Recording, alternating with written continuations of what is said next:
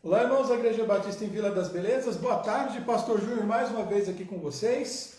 Hoje é sábado, hoje é dia 13, né? 13 de fevereiro de 2021. E essa é mais uma edição do nosso Pão das Três. E aqui no meu horário, aqui no meu período, a gente tem estudado, a gente tem observado aí de perto e com atenção, com cuidado, o livro de Provérbios. E hoje a gente vai olhar um pouquinho mais, hoje falando sobre o Senhor como um Senhor poderoso e também sábio. Pode aproveitar essa oportunidade então para divulgar aí os seus pedidos de oração no grupo, para que a gente possa orar, né? A gente sempre tem um momento específico de oração aqui durante o Pão das Três. E mais uma vez, né, uma alegria estar aí com os irmãos. Nosso final de semana, digamos assim, está iniciando, né, começando. Amanhã nós temos atividades no templo, transmitidas online pelo YouTube. Então, pela manhã, nós temos o nosso culto às 10h30 da manhã, às 19 horas também. Pedimos que você também divulgue o canal aí entre os seus conhecidos, entre irmãos, obviamente, da igreja, e acompanhe aí as atividades da nossa igreja, as pregações, os avisos, os motivos de oração, os louvores e, lógico, né, a gente ainda está com aquela saudade, né, das atividades presenciais. A gente ainda não tem uma data para o retorno, mas o nosso coração está alegre porque está obviamente mais perto do que antes, né? A gente não tinha nenhuma expectativa, mas as coisas começam a se configurar de uma forma diferente agora com a chegada da vacina.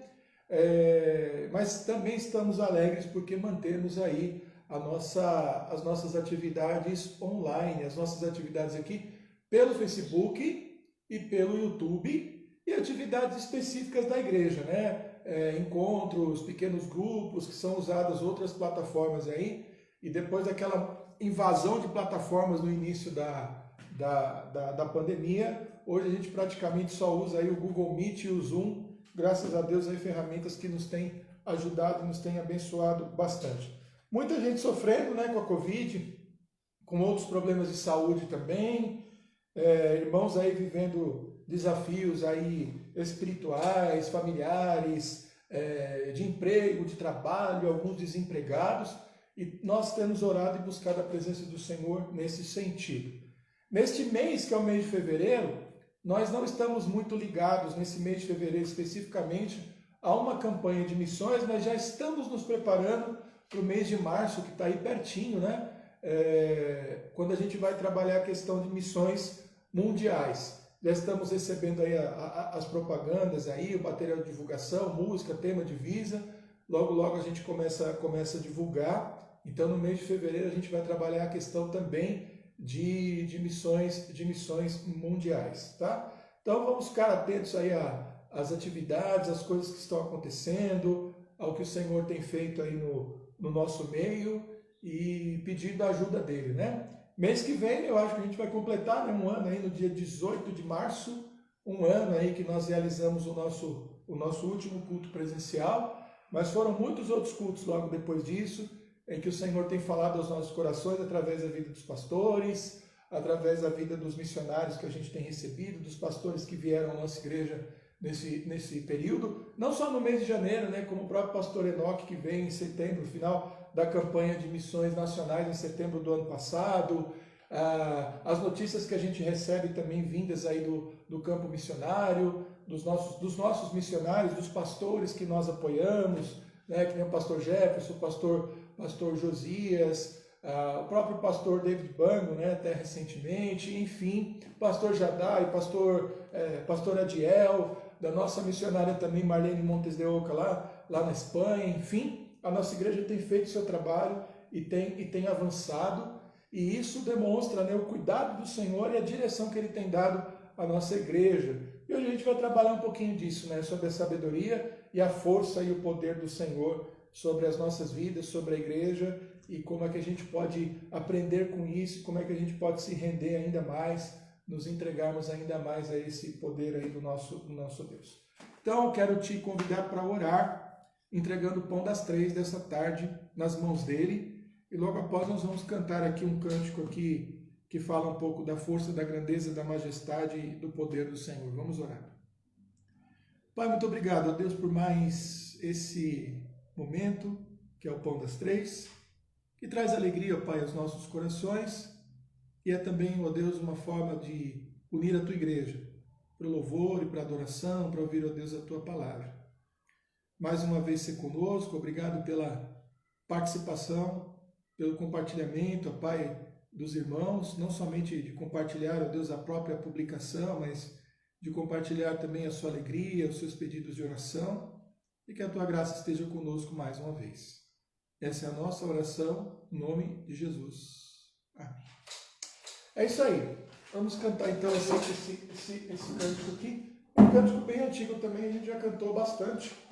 Acredito que a Vila também já tenha cantado bastante aí no passado. Tua, Senhor, é a força, a grandeza e a majestade e o louvor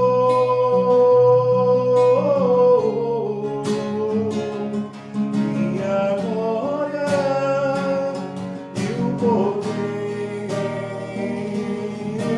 Sempre te daremos tudo o que temos pra te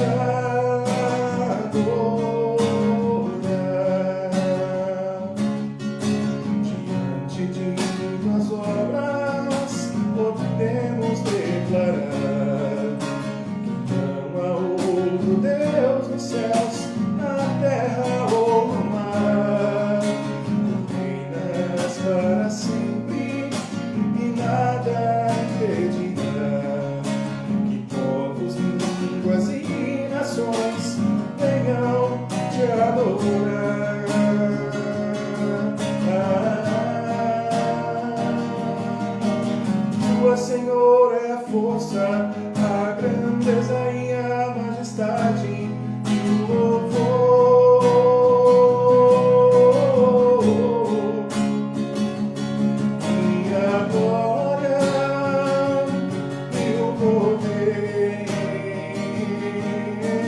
Sempre te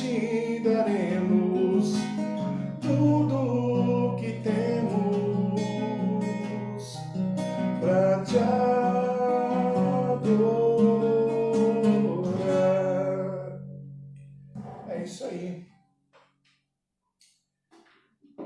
Tua, Senhor, é a força, a grandeza e a majestade, o louvor e a glória e o poder. Sempre te daremos tudo o que temos para te adorar. Hoje a nossa reflexão está ainda no capítulo 3 de Provérbios. A gente já deu uma olhada aí até o verso 18, né? Na verdade em 2 vezes. Agora a gente vai para a terceira divisão aí que eu estou fazendo do livro de Provérbios, falando então da sabedoria e também do cuidado e do poder, né, da maneira maravilhosa com a qual o Senhor conduz tudo que Ele criou e, obviamente, as nossas próprias vidas. E é por isso aí o Senhor é sábio e poderoso, o nosso título aí, né, para a nossa reflexão, e que funciona também como um tema, né, porque é Ele que amarra aí as nossas ideias e a interpretação que nós queremos contribuir nessa tarde aí e trazer para os irmãos nessa tarde, tá bom? Então vamos orar mais uma vez, e aí eu vou fazer aquela leitura, né? Como é uma leitura um pouquinho mais curta e ela é um pouquinho mais centralizada, ela também permite que a gente faça isso. Ao invés de eu fazer uma leitura toda e depois voltar comentando as frases, os versículos, né? As divisões aqui relativamente naturais do texto, pelo menos na maneira como eu enxergo, a gente já vai fazendo a leitura e já vai meditando a respeito da sabedoria e do poder do Senhor nessa tarde. Vamos orar então. Pai, obrigado pelo livro de Provérbios, obrigado pela tua palavra, obrigado pela oportunidade de lermos e de compartilharmos o que o Senhor fala aos nossos corações, sabendo que o teu Espírito Santo, que a tua palavra tem poder, ó Deus, de ir muito além das meras palavras e das limitações humanas. Por isso te agradecemos, porque a tua palavra é viva e eficaz e vai até o profundo, ó Pai, do coração de cada um de nós. Muito obrigado, ó Deus, abençoe as nossas vidas neste momento de reflexão. É a nossa oração no nome do teu Filho Jesus. Amém. Então vamos lá. Olha só como é que diz o texto, né? Como é que o texto trata, né, das obras do Senhor, da maneira como ele faz as coisas, e ele diz assim: o Senhor, verso 19, com sabedoria fundou a terra, preparou os céus com inteligência. Eu acho interessante porque é muito engraçado, né? As pessoas falam da Bíblia e querem fazer comparações com a ciência, né? E eu, particularmente, isso daí eu já advogo há bastante tempo, né? Argumento bastante, e não é um pensamento original meu, isso eu aprendi com outras pessoas, com as quais, obviamente, eu concordo, que não existe incompatibilidade nenhuma, né, entre a fé e a razão, e nem entre a religião e a ciência. E uma não tem que necessariamente explicar a outra, né? Porque as coisas elas têm dimensões tanto materiais quanto dimensões espirituais. Para isso, basta você olhar para você mesmo, né?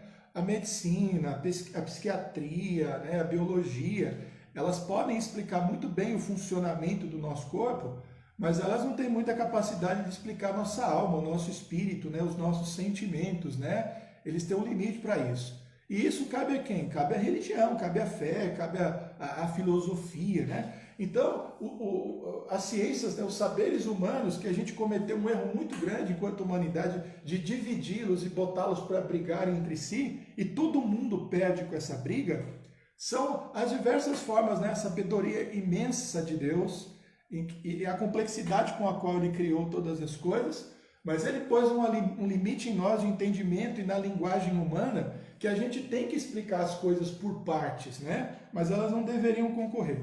Por que eu tô dizendo tudo isso? O salmista, ele olha para as coisas como foram feitas, mesmo Salomão até era um cientista, tá? Ele era um cientista de ponta no mundo antigo. Ele era botânico, ele era biólogo, ele era engenheiro, a gente sabe de tudo isso porque a própria Bíblia diz. Então ele era um cientista também. Ah, mas ele não tinha conhecimento disso ou daquilo. Mas se Salomão fosse um cientista no nível dos cientistas de hoje, ele seria aí um Einstein, aí, alguma coisa do tipo, tá? É mais ou menos nesse sentido aí, por causa de toda a sua sabedoria. Então, olha que interessante, porque ele coloca nisso e fala assim, olha como é que o mundo todo, né? Como é que os céus, como é que a Terra foi feita e foi organizada, e como tudo funciona perfeitamente com sincronia. Aí vem o cientista e fala de entropia, né? Que é exatamente assim, olha só que coisa interessante, a quantidade de gases, né? Que tem a força magnética, o giro e todas essas coisas, essa matemática, essa mecânica, essa física tão complexa, essa biologia, essa bioquímica tão complexa, que permite que haja vida na Terra, que permite que o ar seja assim, que haja dia, que haja noite, que haja sucessão das coisas, que a Terra continue, apesar de todo o seu peso, suspensa, né? Então ele vem com toda a sua física, com a sua matemática, tentando explicar até mesmo de onde veio isso, de onde se originou e aonde eles acabam falhando. E o salmista, o provérbio, né? O proverbista aqui, né, o nosso amigo, nosso irmão Salomão, ele diz então, olha só, a grande sabedoria do Senhor demonstrada pela maneira como ele criou todas as coisas. Inclusive essa estabilidade do universo é que permite a gente, né, viver, comer, plantar, construir coisas, cuidarmos de nós mesmos, fazermos planejamento. Então ele não criou as coisas de uma forma caótica, elas têm uma ordem, elas têm uma organização, e aí o cientista, né, fica procurando fora de Deus explicações, e as explicações dele são muito furadas, e ele poderia aceitar com muita tranquilidade o que a Bíblia diz, que Deus criou tudo com a sua sabedoria, fundou e organizou as coisas com toda a sua sabedoria, e é a partir daí que começa o trabalho dele, de entender a funcionalidade das coisas, e como ele pode trabalhar com aquilo, melhorar, aproveitar aquilo para o bem humano e continuar evoluindo. A natureza e tudo que foi criado foi feito para ser explorado pelo homem, né? Os ecologistas ficam aí com essa coisa de não pode desmatar, não pode fazer isso, não pode fazer aquilo. Eu concordo que se deixar o homem, ele destrói tudo e amanhã ou depois a gente não vai ter mais nada.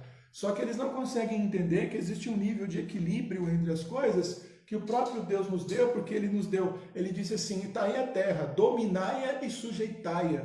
Então, ele deu ao homem criatividade, capacidade para lidar com todas as coisas, ou seja, colocou no homem inteligência e sabedoria também, para ele transformar a natureza para a glória de Deus e para o seu próprio benefício. Obviamente, com os limites, a gente não pode explorar tudo e acabar com tudo de uma vez, porque isso aí é falta de inteligência. Muito bem. Pelo seu conhecimento de Deus, se fenderam os abismos e as nuvens destilam o orvalho. Olha que interessante, né? Quando ele fala de fender os abismos, né? É porque existe um espanto, né? Diante dessas obras divinas manifestadas na natureza, que são as grandes montanhas, os grandes vales, os grandes precipícios, os grandes mares, e essas coisas são todas absolutamente assim assustadoras. O mar, por exemplo, é uma coisa que me impressiona bastante, né? Mesmo você estando ali na areia da praia ali, né? Por mais ousado que você seja, você não entra mais do que, sei lá, uns 100 metros para dentro do mar, aquilo tudo é um universo, né? É uma coisa absurda de quantidade de água. Ontem eu vi um vídeo, né, do Oceano Índico, e ele em alguns momentos ele passa por tormentas e por revoltas, e você vê aqueles navios que são absolutamente monstruosos, balançando, né, para aquelas ondas como se fossem pequeninos barquinhos de papel.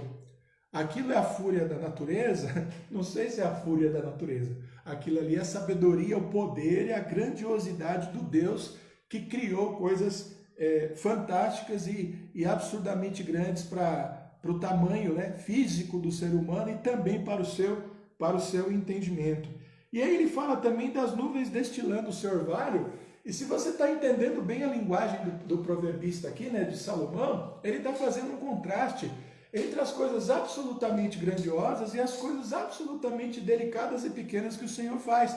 Ele olha para o céu, para aquela vastidão e diz assim, ele goteja, né, o orvalho sobre a nossa cabeça. A gente pode pensar numa garoa, pode pensar numa chuva, que você pode até se colocar debaixo dela, que você vai se molhar, mas você não vai se machucar. E aquilo ali também é uma coisa delicada, sutil, que às vezes a gente nem dá muita bola, né, nem dá muita atenção. Uma demonstração também da sabedoria e também do poder de Deus. Ou seja, um Deus que se manifesta através das coisas grandes e um Deus que se manifesta também através das coisas pequenas. É uma tolice quando a gente, que é crente, fica tentando escolher uma coisa ou outra, né? Então alguém diz, o Deus que faz as coisas grandes. Não, o Deus que faz as coisas pequenas. Não, ele é um Deus de todas as coisas. De toda a sabedoria, de todo o poder, de todas as coisas visíveis e invisíveis, de todas as coisas que cabem no entendimento humano e principalmente daquelas que não cabem no entendimento humano e que escapam ao controle humano. E aí ele continua, né, no versículo 21. Filho meu, não se apartem estas coisas dos teus olhos, guarda a verdadeira sabedoria e o bom senso, porque serão vida para a tua alma e graça para o teu pescoço. Olha que interessante, olha que interessante. Ele está dizendo assim, nunca deixe de observar a sabedoria e o poder de Deus, porque elas vão direcionar a sua vida. Nunca tire os olhos de Deus, nunca tire os olhos das obras de Deus. Nunca se esqueça da grandeza e da sabedoria de Deus, porque elas vão te guardar, porque elas vão te proteger. Eu gosto sempre de fazer essa brincadeira, né? Porque o ser humano também a gente é terrível, né? A gente tem uma capacidade de distorcer as coisas, né? Então você já deve ter visto aí no passado aí, às vezes quando aparece alguém até brincando com isso, né?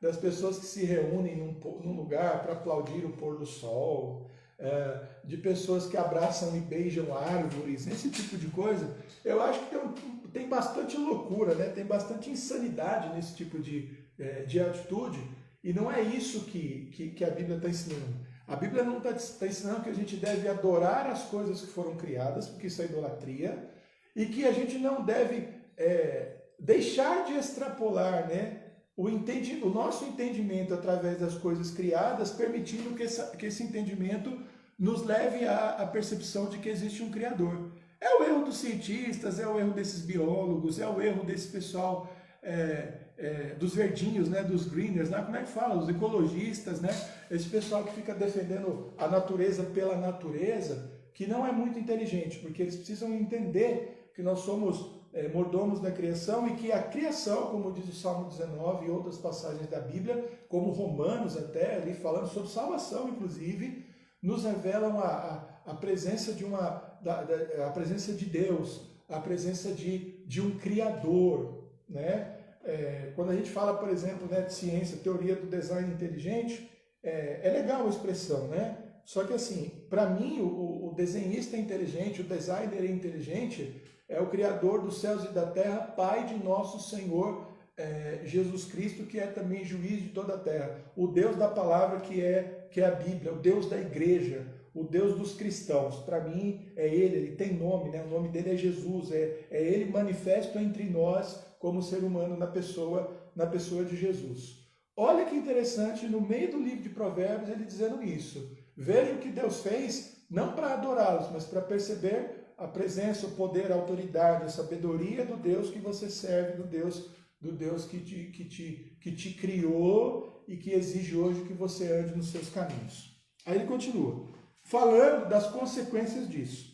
Então andarás com confiança no teu caminho e não tropeçará o teu pé.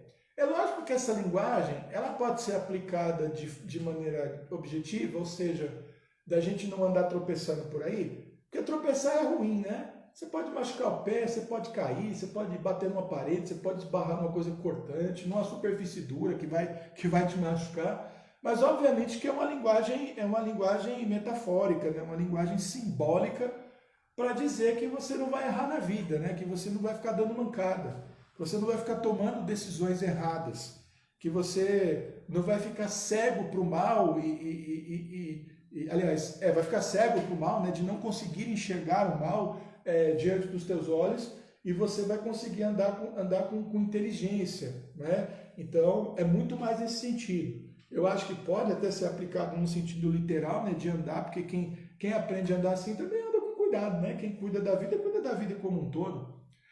Mas principalmente no sentido espiritual, de não ser guiado por mentiras, por falsidades, por não se prender a falsas ideias e não se prender também a falsos conceitos, que no nosso tempo estão cheios, né?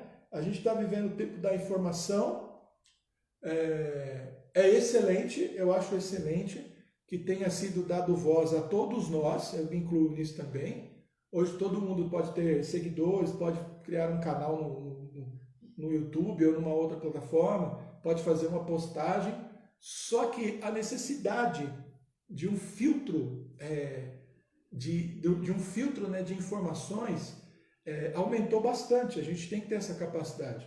Você deve acompanhar as lutas políticas, as lutas judiciais aí, do pessoal querendo controlar a mídia. Aliás, é uma ideia bastante antiga, né, do controle social da mídia, do controle das redes sociais. Eu peço a Deus que isso não aconteça, porque eu acredito que isso tem que estar debaixo do critério de cada um de nós, e num certo sentido a própria sociedade se autorregula à medida em que ela enxerga mentiras. Aí você vai falar, pastor, mas tem tanta mentira na mídia, assim, mas ali não é o povo falando, né? Ali é gente comprada, ali é gente com outros tipos de interesse, é gente buscando poder, dinheiro, a gente paga para falar mentira. Quando eu estou falando do povo, eu estou falando da gente, que não faz parte da mídia. Eu estou falando dos seus parentes, dos seus conhecidos, de gente que mesmo tendo dificuldade para acessar a verdade e de checar as informações, é gente que tem experiência de vida e que com o tempo começa a raciocinar e a chegar à conclusão do que é verdade e também do que é mentira. Então, nesse sentido, essa sabedoria também é necessária, não é? Eu não quero que ninguém pense por mim, eu só quero a verdade. E eu sei que eu sou capaz de correr atrás dela e de me deparar com ela e de conhecê-la. E o que dá a nós capacidade para isso é a sabedoria que vem de Deus. Quando a gente olha para Cristo, olha para Deus, quando o nosso padrão é a sua palavra, a gente já está assim, cercados com os filtros necessários para evitar que a nossa vida seja engodada, né? Sejamos trapaceados e enganados. Aí ele continua, né? Quando te deitares não temerás, sim, tu te deitarás e o teu sono será suave. Ele fala que a sabedoria, ela não serve apenas para a diferenciação entre verdade e mentira, mas ela serve também para dar paz para o nosso coração, para a gente ter sossego, não é? Olha só que interessante. Então, se a sabedoria e o poder divino são fundamentos para a gente andar na verdade, a sabedoria e o poder divino são também aquilo que sustenta a nossa tranquilidade e aquilo que nos dá a tranquilidade no sono, não é? Dormir é um negócio gostoso, né? Descansar, mas é muito melhor quando você tem paz no seu coração, quando você tem tranquilidade, né? Quando você confia no Senhor. E a sabedoria te dá isso também, te alivia dos desesperos, das dores e ajuda você até a dormir melhor. Não temas o pavor repentino, nem a assolação dos ímpios quando vier, porque o Senhor será a tua esperança e guardará os teus pés de serem presos. Então ele termina falando que a sabedoria então vai trazer para nós também livramento, né? Livramento dos ímpios e das armadilhas criadas também pelos ímpios. Sempre que eu penso nessas coisas, nessas armadilhas, eu não consigo deixar de pensar em Jesus e nos vários embates que Jesus teve com os religiosos da época dele, como é que foi o comportamento dele. Então o comportamento de Jesus, na verdade, foi muito variado. Porque, por exemplo, vamos pegar várias situações aqui. Quando ele foi questionado pelo Nicodemos, que não procurou por maldade, ele colocou algumas questões espirituais, até um tanto enigmáticas, para forçar aquele homem a pensar. Olha que situação interessante. Com os outros fariseus e saduceus que queriam colocar Jesus em situação difícil, mais de uma vez ele fez perguntas que eles não foram capazes de responder, ou que se eles respondessem pelo sim ou pelo não, eles ficariam em situação difícil. Pegou os caras. Com Pilatos, Jesus confrontou Pilatos, deixou Pilatos ali em situação de dúvida e deixou Pilatos em uma situação difícil. Mas quando Jesus foi levado para Herodes, ele calou a boca, ele não respondeu uma pergunta, uma provocação, ele simplesmente ficou quieto, entrou, como é que fala? Entrou mudo e saiu calado, né? Que fala, né? Ele entrou mudo e saiu calado. Jesus entrou mudo e saiu calado com Herodes. Então, não dá nem para dizer que Jesus tinha um comportamento padrão, porque a sabedoria dele de fazer uma leitura de cada situação era tão perfeita que ele sabia exatamente como se comportar em cada uma delas, para não jogar pérolas aos porcos, para colocar os inimigos em situação difícil, para se preservar até o momento em que ele decidiria que seria entregue, porque foi uma decisão dele, enfim. Então, quando o Provérbios está falando isso para nós, ele obviamente ainda não conhecia Jesus, não sabia como seria a vida de Jesus, mas a gente sempre pode pensar na Bíblia como uma unidade e interpretar um texto desse como uma provocação como uma invocação, digamos assim, de uma verdade sobre as nossas vidas, que mostra que a sabedoria divina vai nos ajudar a nos comportarmos da maneira correta em cada situação. Por mais difícil, sinuosa, complicada e trágica que ela seja. E isso é o que vai dar tranquilidade aos nossos corações. Mas para encerrar, para a gente não se perder, né, não perder do foco, tudo isso só é possível para aqueles que estão debaixo da sabedoria e do poder divino. Daqueles que contemplam as obras maravilhosas de Deus, sabendo que há um Deus criador por trás de todas essas coisas e que por isso também confiam plenamente a direção da sua vida, dos seus pensamentos, dos seus sentimentos nas mãos do Senhor, tendo, obviamente, Jesus Cristo como Senhor e Salvador e também como aquele que nós devemos imitar e como nosso modelo para absolutamente todas as coisas. Jesus é o exemplo perfeito para as nossas vidas em todos os sentidos. Então, o Senhor é poderoso, grandioso, majestoso e sábio. E que Ele abençoe, então, as nossas vidas. Temos aí motivos de oração? Não? De sábado, geralmente, a gente tem menos pessoas, né, participando do Pão das Três. A gente já reparou isso aí já há bastante tempo. Mas é engraçado que o número de visualizações no final fica igual.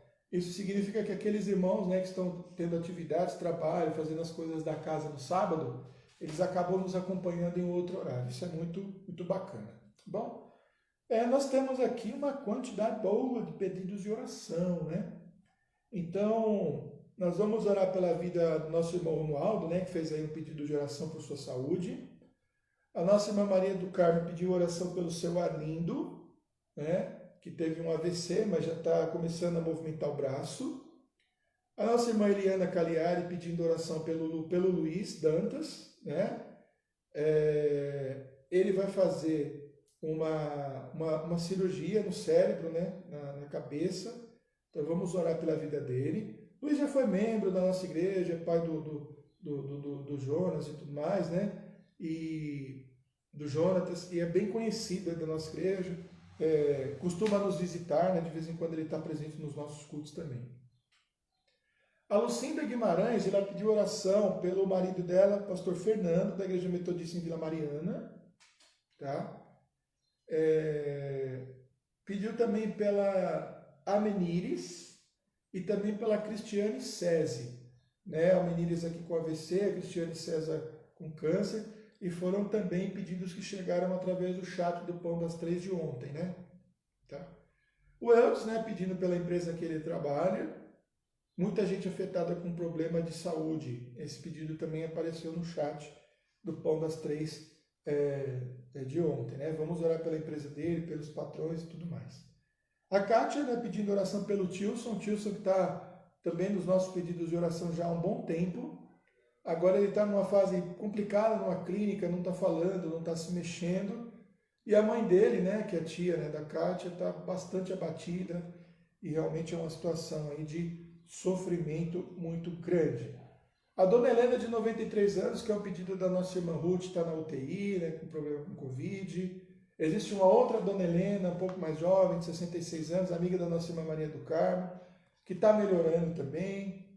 A Deudina, né, nós temos orado pela vida dela, e tem a irmã dela, Edinalva, também, com problema de Covid. Ainda tem uma outra cunhada dela chamada Cida também.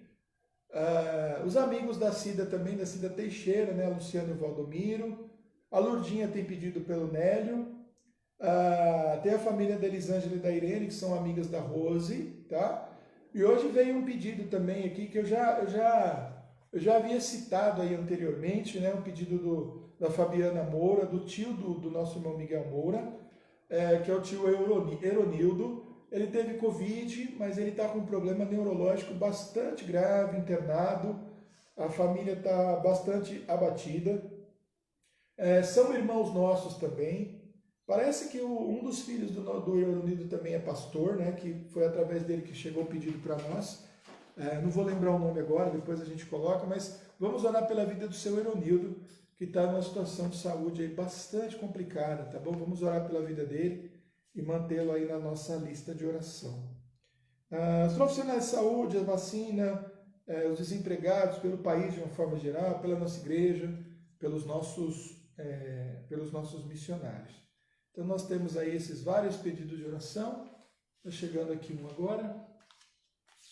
A Juraci, né, Araújo, pedindo oração pelo irmão Luciano, pois ele está com uma enfermidade grave, ele é membro da Igreja Batista Emanuel. Juraci, sim, depois era acrescento, põe na lista, tá? Para circular internamente na igreja, e para a gente voltar a falar desse assunto também, né? A vida do Luciano no Pão das Três, tá bom? É isso aí, muita gente, tá? Muita gente aí para lembrar, né? São pessoas que a gente já colocou nas mãos do Senhor aí através da oração, e vamos nos lembrar de orar por eles constantemente e orar, obviamente, agora. Vamos orar? Pai, muito obrigado, a Deus, por esse momento de oração em que nos lembramos, ó Pai, e também somos, ó Deus, recebemos as notícias de tantas pessoas que precisam das nossas orações e que estão passando por problemas de saúde.